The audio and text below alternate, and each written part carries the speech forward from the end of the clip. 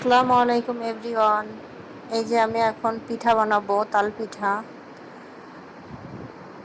চালের গুঁড়া তাল দিয়ে দিয়েছি।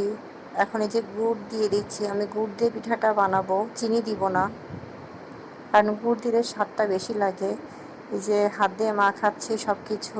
এই যে এখন ময়দা দিয়ে দিলাম, লবণ দিলাম, দিয়ে মাখাবো ভালো করে।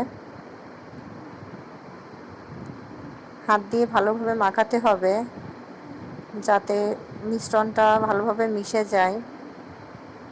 এই যে আমি ভালোভাবে মিশাচ্ছি। নারকেলও দিয়ে দিয়েছি আমি এর ভিতর। নারকেলও দিয়েছি, নারকেল বেশি করে দিয়েছি যাতে পিঠাটা মজা হয় বেশি। এখন এই যে ভাজতে চলে আসলাম। কড়াইতে তেল গরম করতে দিয়েছি। তেল গরম হয়ে গেলে তারপর পিঠাটা দিয়ে দিব। এই যে এখন একে একে পিঠাটা দিচ্ছি।